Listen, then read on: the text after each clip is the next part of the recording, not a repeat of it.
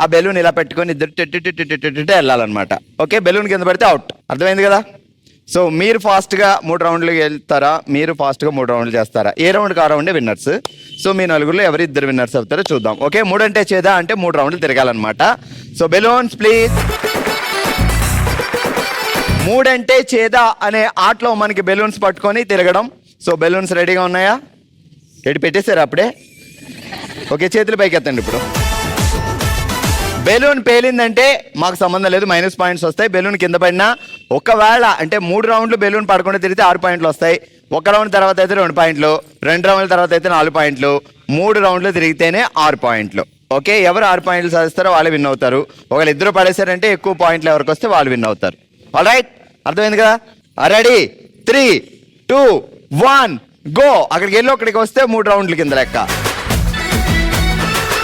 వీళ్ళు ఏంటండి బెలూన్లతో ఎప్పుడు తిరిగినట్టు తిరిగేస్తున్నారు? వెళ్ళిపోండి వెళ్ళిపోండి వెళ్ళిపోండి, ఎవరు ఫాస్ట్కి వెళ్తే ఆలే. 2 ఆమె మొత్తం తెచ్చేస్తుంది. ఇప్పుడు ఉండయి మీ వచ్చండి వచ్చండి వచ్చండి. ఓకే, 3 రౌండ్లు తొందరగా నా ఎడమ వైపు ఉన్న బ్యాచ్ కంప్లీట్ చేశారు. ఏం పేరు అక్క? రజితక్క. ఏటక్క బెలూన్ అట్లా అట్టుకొని ఇలా చేతులు ఎత్తేసి అలా తిరిగేసావు? రోజు ఇదే పని చేస్తున్నాం ఇంట్లో? రోజు ఇదే పని మాకి. అంటే మీ ప్రోగ్రామ్ చూసి దీనిలో పార్టిసిపేట్ చేయాలని చెప్పేసి ఇలా ప్రాక్టీస్ చేసి వచ్చామన్నమాట. బిస్కెట్లకే బిస్కెట్లు వేస్తుంది మా సిస్టర్. ఓకే సూపర్ అండి, ఈ రౌండ్ లో మీరిద్దరు విన్నర్స్.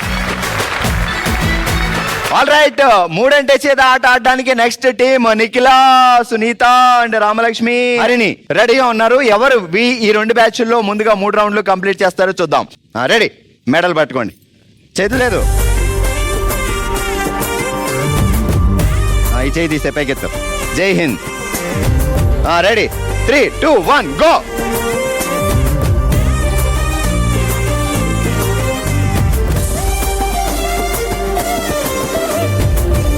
చేతులు పైకెత్తాలి.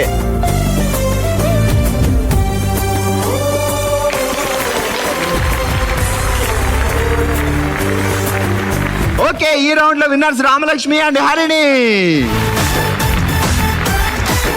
రెడీ? 3, 2, 1 గో. అది వెళ్ళండి వెళ్ళండి వెళ్ళండి వెళ్ళండి.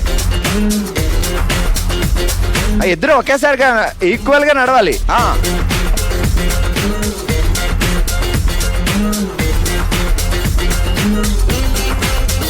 చేతులు పైకెత్తి. Go go go go go go.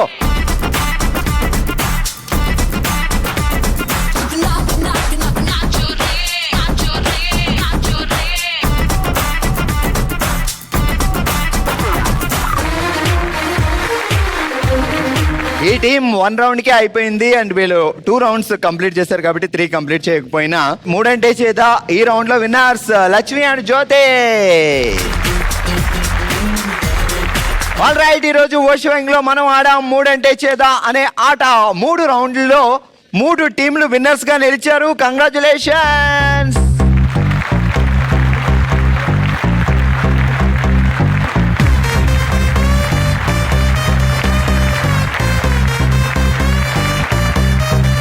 Let's go. మన నెక్స్ట్ రౌండ్ మనసులో మాట.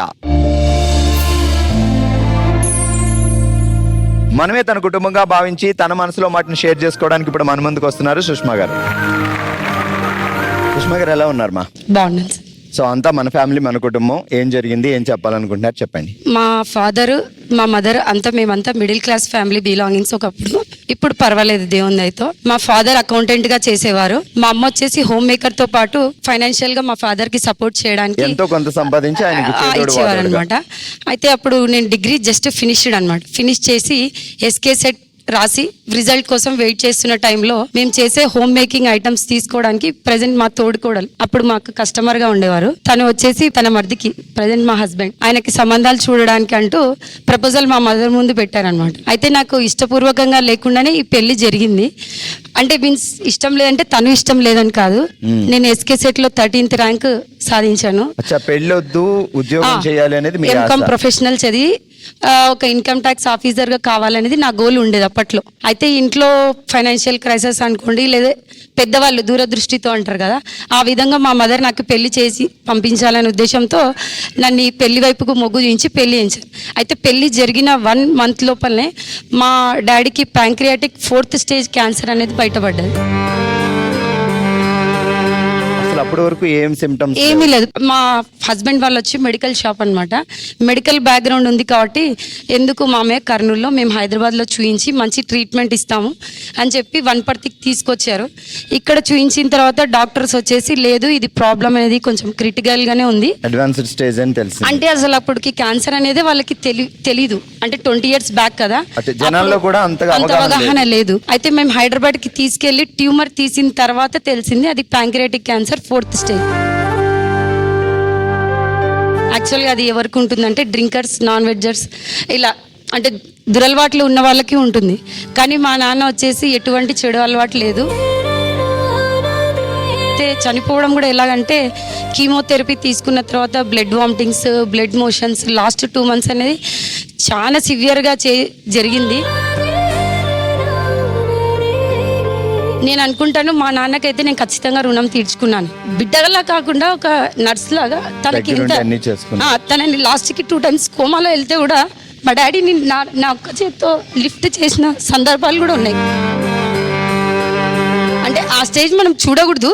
అంటే అది జరగడం వల్ల నేను మా తండ్రికి అయితే రుణం తీర్చుకున్నాను అనిపించింది. కానీ అంత సేవ చేయడం, యాక్చువల్గా ఫాదర్స్ కూతురు అంటే ఒక బర్డెన్ అనుకుంటారు, కూతురు అంటే ఒక బర్డెన్ అని అనుకుంటారు. కానీ ఇప్పుడు పేరెంట్స్ కూడా అవగాహన అర్థం అవుతుంది. చాలా మంది కొడుకు అని అనుకున్న వాళ్ళు చివరికి కూతురే చూడడం. సో కొడుకులు ఉన్న కూతురు లేని వాళ్ళు ఎంత బాధపడుతున్నారో తెలుసుకోవడం. మా ఫాదర్ మాత్రం చాలా రియలైజ్ అయ్యారనమాట. నాకు ఒక కూతుర్ని దేవుడు నాకు ఇందుకే కలిగించాడేమో ఈ స్థితిలో నన్ను సపోర్ట్ చేయడానికి, మా ఫ్యామిలీని సపోర్ట్ చేయడానికి. కానీ ఇక్కడ ఏంటంటే దేవుడు అనేవాడు నాకు అటు అన్యాయం చేసినా కానీ మా మదర్ ఆ రోజు ఎందుకు నువ్వు చదువుకోవద్దు, పెళ్ళే చేసుకోవాలని ఇన్సిస్ట్ చేసింది అనేది తర్వాత నాకు నిదానంగా అర్థమైంది. అంటే తండ్రిలా చూసుకునే ఒక మామయ్య, తల్లిలా చూసుకునే ఒక అత్తమ్మ అయితే ఖచ్చితంగా దేవుడు నాకు ఇచ్చాడు సార్. బట్ గ్రేట్ మా, మీరు అంటే ఇంత అద్భుతమైన ఆఫర్ మిస్ చేసుకున్న పేరెంట్స్ కోసం కష్టపడ్డారు, ఫ్యామిలీ కోసం కష్టపడుతున్నారు, అండ్ ఇప్పుడు హ్యాపీగా ఉన్నారు. ఇప్పుడు హ్యాపీగా చాలా ఎలా ఉన్నారు ఇప్పుడు? మదర్ కూడా లాస్ట్ 5 years బ్యాక్ తను కూడా యూట్రస్ క్యాన్సర్తో చనిపోయారు.